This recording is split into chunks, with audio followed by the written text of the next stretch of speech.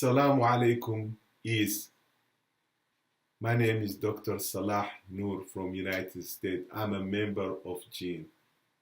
I thank you for inviting us to address this important conference.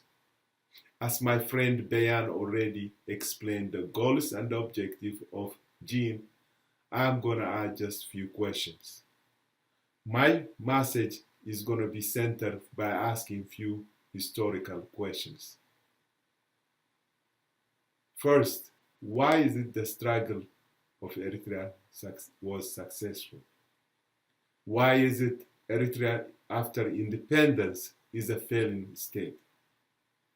And what do we do now?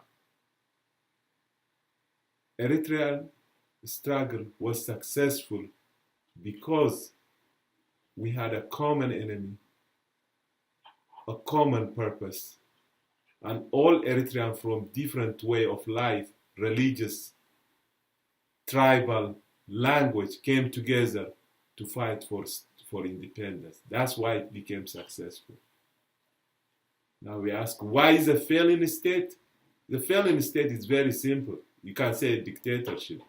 But dictatorship, we all know, a dictatorship can be as said what? One person, one party, one philosophy. But that's what is not it. Flatly, there is no constitution, there is no budget. But let's go back and just remember some of the injustice what happened during the after the independence, early after independence, what the justice has happened. Let's talk about it. Many lowlanders, Islamic leaders, teachers, activists, they were made to disappear under the premises of terrorism. What did we do? Jehovah's Witnesses, they were accused unpatriotic because of the way they believe. Jabert leaders who came to ask for their right and justice, they were in prison. Catholic religious leaders and Jehovah's Witnesses and evangelists, they were in prison. Not only that, the Orthodox patriot Abuna Antonio was house arrest until now. If that wasn't enough, the hero, disabled vet that they stood up to demonstrate for their right, they were shot to kill. In the midst of all that, we forgot our Afar brothers and sisters, deprived from their way of life.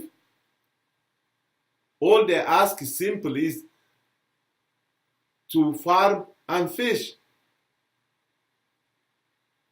They were displaced from their land, and as we speak right now, from the beginning and now, still they are the same. They are displaced from their land. For a reason of building an airport, building a port, because they settle other people, they just displace them.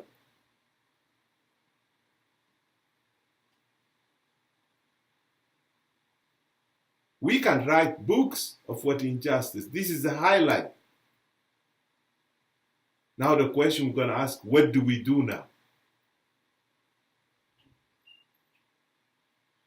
We as in GEAN, we became at a minimum at 4 points. It's 5, but 4 points first. The 4 points we have is language, refugee, land, ethnicity. People without land, they cannot call a place a country. From Afar all the way to Sahel to Barka, everybody got displaced from their own land. And as a refugee, they don't have a right to return. If they are returned, they will be persecuted. So how could you participate in a country, or you call it your country, when you cannot return? And I'm not talking now, even later on. Now we cannot say it's Sabah Dhahrai. Dhahrai. This is not acceptable. We need to discuss it now. The issue of the land, the issue of the refugee. And the Jabert brothers, if they wanted to declare their ethnicity and they are standing up for equality and justice, they should not stand and say the Harai. The government should not determine what is your ethnicity. The people determine what their ethnicity it is. The Arabic language should not be ignored. 50% of the Eritrean people, they are being marginalized. They cannot participate because they cannot speak Tigrinya. If you don't speak Tigrinya, you don't have a job. How do you call it my country?